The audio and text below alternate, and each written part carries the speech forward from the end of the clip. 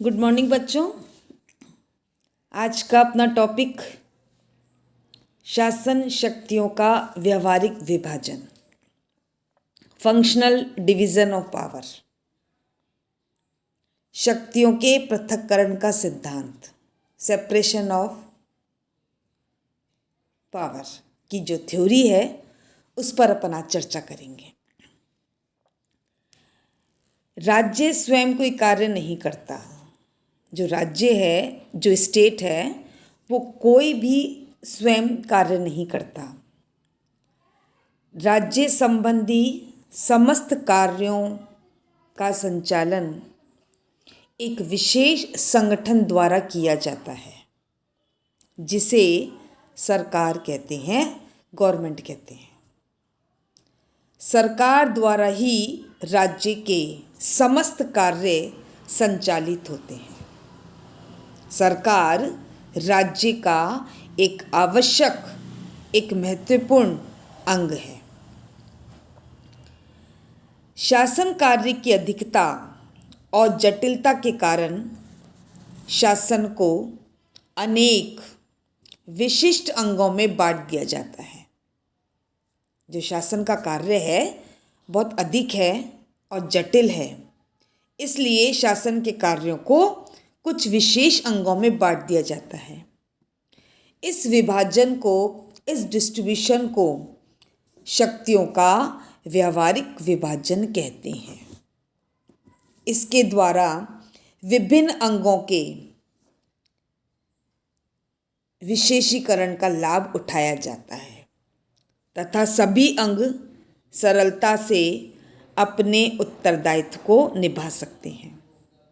जितने भी अंग हैं शासन कार्य करने के, विशेष कार्य करने के, उन सभी अंग को सरलता से अपने उत्तरदायित्व को निभाने का अवसर मिल जाता है। साधारणतः यदि हम देखें तो शासन संबंधी कार्यों को 3 भागों में विभाजित किया जाता है।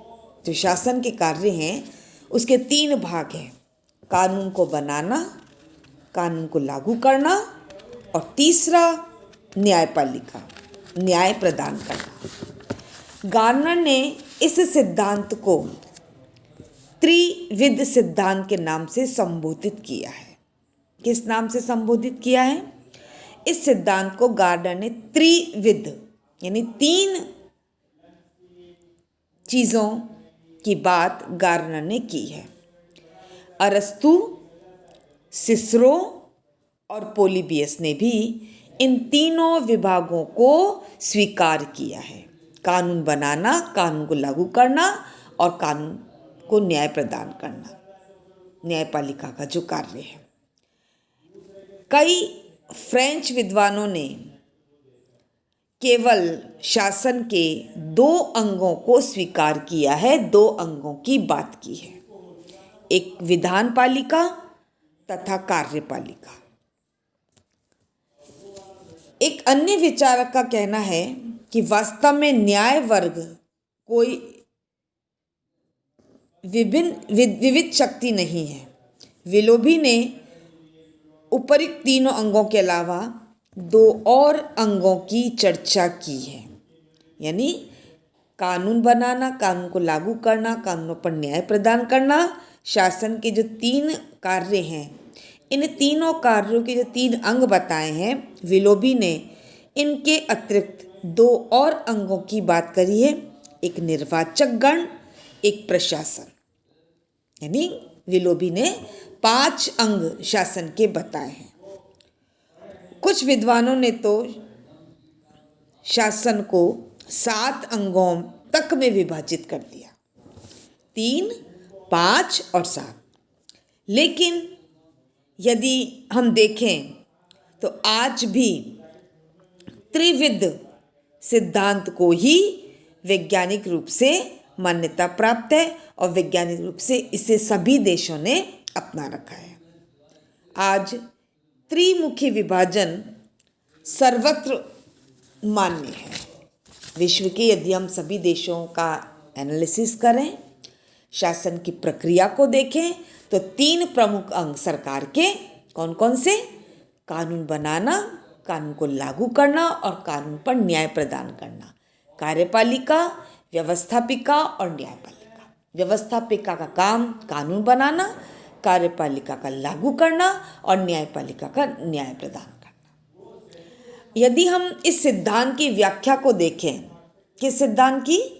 शक्तियों के व्यवहारिक विभाजन की, तो प्रश्न ये उठता है कि शासन की जो 3 प्रमुख अंग हैं, विधानसभा, कार्यपालिका और न्यायपालिका के बीच पारस्परिक संबंध क्या है? इनका रिलेशन क्या है आपस में? क्या ये एक ही स्थान में केंद्रित हैं या इनका एक दूसरे से पृथक और स्वतंत्र अस्तित्व भी है, या यहाँ विद्वानों में मतभेद है? किस बात को लेकर विद्वानों में मतभेद है? कि ये तीनों अंग, इन तीनों अंगों के बीच पारस्परिक संबंध क्या है? इस प्रश्न के संबंध में विद्वानों में मतभेद है। क्या ये एक ही स्थान में केंद्रित हैं या इनका एक दूसरे से पृथक और स्वतंत्र अस्तित्व भी है?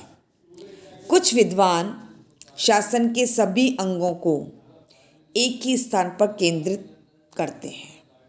उनके अनुसार शासन की 3 शक्तियां एक ही व्यक्ति समूह के हाथों में सौंप दी जाती हैं।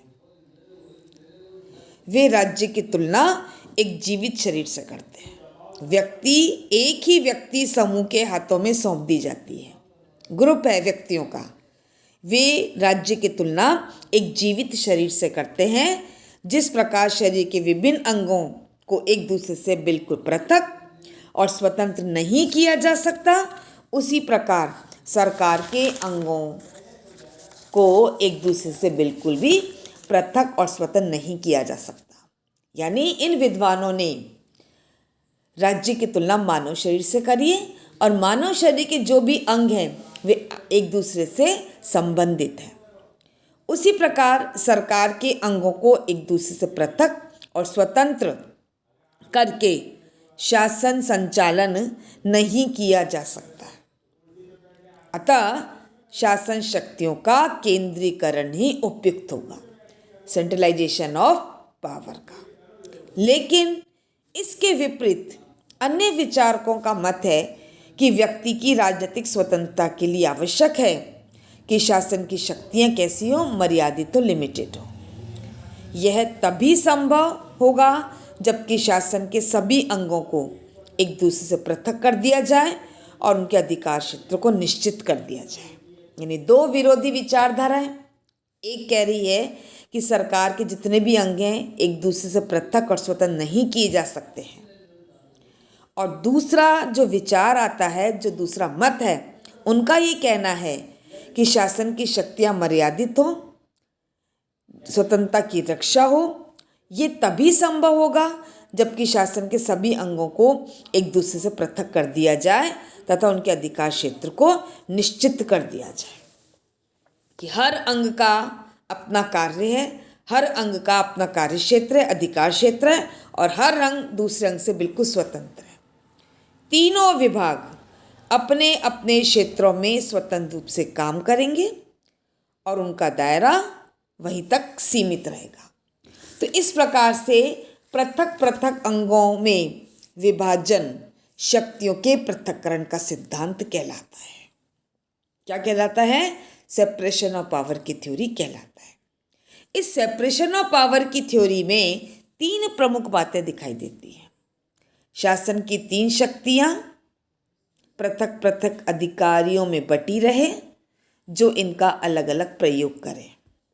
दूसरी बात, शासन के प्रत्येक अंग की शक्तियाँ तथा कार्यों की सीमा स्पष्ट रूप से निर्धारित रहे। तीसरी बात, अपने अपने सीमित क्षेत्र के अंतर्गत सभी अंग स्वतंत्र और सर्वोच्च हों और एक दूसरे के हस्तक्षेप से मुक्त रहें। ये 3 प्रमुख बातें हैं शक्तियों के पृथक्करण के सिद्धांत के आधार हैं। यानी शक्तियाँ 3 अधिकारियों में बटे रहे जो इनका अलग अलग प्रयोग करें। दूसरी प्रमुख बात, इनकी शक्तियाँ और कार्यों का स्पष्ट रूप से विभाजन हो। तीसरा, ये सभी अपने अपने क्षेत्र में स्वतंत्र और सर्वोच्च रहें और एक दूसरे कार्यों में किसी प्रकार का कोई भी हस्तक्षेप न करें। ये है शक्ति के पृथक्करण का सिद्धांत। तीसरी प्रमुख बात आती है कि इस सिद्धांत का विकास कैसे हुआ, शुरुआत कहाँ से होती है। तो कुछ विद्वानों ने इस शक्ति विभाजन सिद्धांत की बुनियाद, जो नींव है, जो आधार है, जो बेस है, प्राचीन यूनान और रोम में बताई है। अरस्तु बात करता है रोम में सीनेट, काउंसिल और ट्रिब्यून।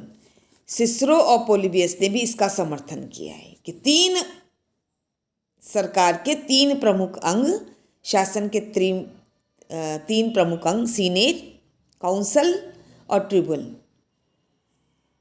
पर व्यवहार में शासन शक्तियां के तीन अंगों का संचालन एक निरंकुश शासन ही करता था।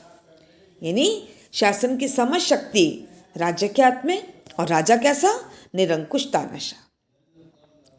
16वीं शताब्दी में बोंदा ने इस सिद्धांत को ध्यान दिया कि हम तीन अंगों की बात तो कर रहे हैं, लेकिन समझ शक्तियों का प्रयोग एक निरंकुश शासन कर रहा है। एक ही व्यक्तियों को कानून का निर्माता और न्यायाधीश बनाने का अर्थ है न्याय तथा क्षमा करने के अधिकारों का मिश्रण कर देना।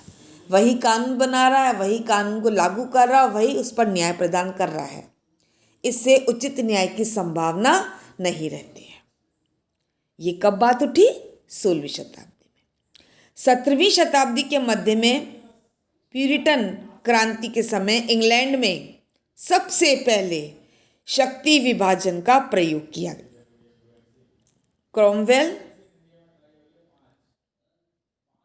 के विधान कार्यकारिणी और विधि निर्माता शक्तियों का पृथक्करण किया गया।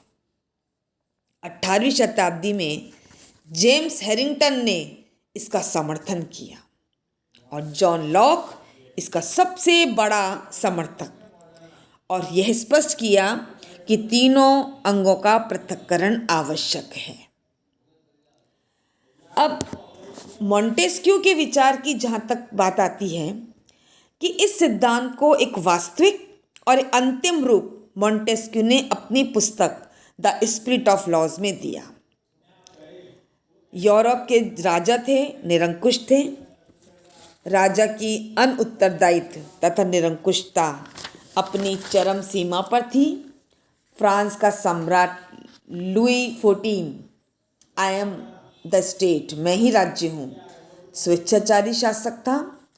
परिणाम स्वरूप व्यक्तियों की स्वतंत्रता बिल्कुल भी सुरक्षित नहीं थी। व्यक्तियों के पास किसी प्रकार के कोई भी अधिकार नहीं थे। मॉन्टेस्क्यू चूंकि व्यक्तिगत स्वतंत्रता की सुरक्षा का प्रबल समर्थक था, इसलिए उसने इंग्लैंड का उदाहरण प्रस्तुत करते हुए यह स्पष्ट किया, जब विधान पालिका और कार्यपालिका की शक्तियां एक ही व्यक्ति के हाथों में केंद्रित होती है तो किसी प्रकार की स्वतंत्रता नहीं रह जाती। यदि एक ही व्यक्ति तीनों कार्यों को स्वयं करेगा तो वहाँ पर सर्वनाश दिखाई देगा। अतः मॉन्टेस्क्यू के अनुसार यह आवश्यक है कि मानव स्वतंत्रता की रक्षा और न्याय की स्थापना के लिए दो इम्पॉर्टेंट चीज़ें, मानव स्वतंत्रता की रक्षा और न्याय की स्थापना के लिए शासन की शक्तियों का पृथक्करण कर दिया जाए। प्रत्येक विभाग का कार्यक्षेत्र स्पष्ट और निश्चित रहे। प्रत्येक विभाग अपने अपने क्षेत्र के अंतर्गत स्वतंत्र सर्वोच्च रहे। शासन के प्रत्येक विभाग की शक्ति इस प्रकार मर्यादित रहे कि कोई विभाग अपने सीमित क्षेत्र का अतिक्रमण न करे तथा दूसरे विभाग की शक्ति के मुकाबले में प्रतिरोध और संतुलन उत्पन्न करे। ये है मॉन्टेस्क्यू के शक्ति पृथक्करण का सिद्धांत। मानव स्वतंत्रता की रक्षा और न्याय की स्थापना के लिए शासन के शक्ति के पृथक्करण के सिद्धांत को उसने प्रतिपादित किया, उसको व्यवहारिक रूप दिया और ये स्पष्ट किया कि शासन का प्रत्येक अंग अपने अपने कार्य क्षेत्र में स्पष्ट होगा, उसकी शक्तियाँ निश्चित होगी, वो स्वतंत्र और सर्वोच्च होगा और उसकी शक्ति मर्यादित होगी। कोई भी अंग दूसरे अंग के क्षेत्र का अतिक्रमण नहीं करेगा, प्रतिरोध और संतुलन उत्पन्न करेगा। बैलेंस ऑफ पावर की थ्योरी भी यहाँ पर दिखाई देती है। ब्लैकस्टोन के विचारों का जहाँ तक प्रश्न है, वो इंग्लैंड के प्रसिद्ध न्यायशास्त्री, इंग्लैंड के कानूनों की व्याख्या,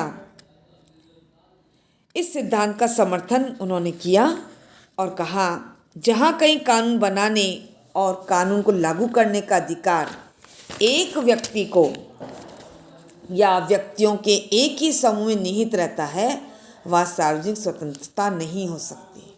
क्यों नहीं हो सकती? क्योंकि शासक अत्याचारपूर्ण कानून बना सकता है, उन्हें अत्याचारपूर्ण ढंग से लागू कर सकता है। अगर न्यायिक अधिकार विधायिका के साथ जोड़ दिया जाए तो जनता का जीवन, उसकी स्वतंत्रता, उसके संपत्ति के अधिकार स्वेच्छाचारी न्यायाधीशों के हाथ में आ जाते हैं, क्योंकि न्यायाधीश सभी फैसले अपने विचारानुसार करते हैं, ना कि आधारभूत कानूनों के आधार पर। अगर न्यायपालिका को कार्यपालिका के साथ संयुक्त कर दिया जाए तो विधायिका का स्थान गौण हो जाएगा। तो इस प्रकार से ब्लैकस्टोन ने भी शक्ति के पृथक्करण के सिद्धांत का समर्थन किया है। मॉन्टेस्क्यू के इस सिद्धांत को सबसे पहले कहाँ मान्यता प्राप्त हुई? अमेरिका और फ्रांस में राजनीतिक और संवैधानिक मान्यता प्राप्त हुई। इसमें महान जनतांत्रिक आकर्षण था। शीघ्र ही इसके राजनीतिक सिद्धांत ने इसका रूप धारण कर लिया। अमेरिका के स्वतंत्रता संग्राम और फ्रांस की राज्य क्रांति को इस सिद्धांत ने एक महत्वपूर्ण आधार प्रदान किया। फाइनर ने इस सिद्धांत के प्रभाव के बारे में कहा, चाहे फिलाडेल्फिया सभा पर कितने ही विभिन्न प्रस्ताव जड़ रहे थे, लेकिन इस बात से इनकार नहीं किया जा सकता कि अमेरिकी संविधान नामक प्रलेख शक्तियों के पृथक्करण सिद्धांत की थीसिस मात्र है। फ्रांस में भी इस सिद्धांत को मान्यता प्राप्त हुई। अधिकार घोषणा पत्र के अनुच्छेद 16 में ये स्पष्ट कहा गया कि जिस समाज में अधिकार विभाजन नहीं है वहाँ कोई संविधान नहीं है। 1791 में फ्रांस में जब पहली बार संविधान बना, उसमें विधानमंडल और कार्यपालिका एक दूसरे पृथक रखे गए और निर्वाचित न्यायाधीशों की व्यवस्था की गई।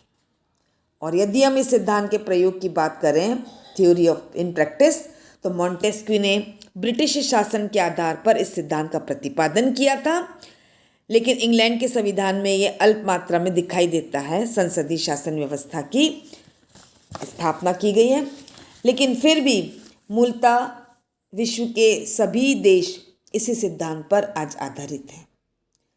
नियंत्रण और संतुलन के सिद्धांत को भी इसमें मान्यता प्रदान की गई है। स्वतंत्रता की रक्षा, सुगम और सरल शासन व्यवस्था, विभिन्न योग्यताओं का उपयोग, स्वतंत्र और निष्पक्ष न्यायपालिका, इस शक्ति के पृथक्करण के सिद्धांत के हमें कुछ लाभ दिखाई देते हैं, कुछ फायदे दिखाई देते हैं। यदि हम देखें तो यदि हम इसमें कुछ कमी देखते हैं कि इसने राज्य की तुलना मानव शरीर से करी है, जो अवैज्ञानिक प्रतीत होता है। स्वतंत्रता की रक्षा के लिए यह अनिवार्य नहीं है कि शक्तियों का पृथक्करण किया जाए। इसमें आंतरिक संघर्ष भी दिखाई देता है। न्यायिक स्वतंत्रता असंभव है, ये विभाजन अव्यवहारिक भी प्रतीत होता है, लेकिन फिर भी ये सिद्धांत लोकप्रियता के रूप में हम देखें तो आज सभी देशों ने इसे अपना रखा है, लेकिन आलोचक कहते हैं कि ना ये व्यवहारिक है, ना ये वांछनीय है। इस सिद्धांत की कोई आवश्यकता नहीं है, अपितु आवश्यकता उसमें उचित सामंजस्य की है। फिर भी यह मानना ही होगा कि इस सिद्धांत को आज भले ही आंशिक रूप में सभी देशों में अपना रखा है। यह प्रजातांत्रिक विचारधारा के विकास में सहयोग के रूप में अपनाया गया और इस सिद्धांत का बहुत महत्व है। धन्यवाद।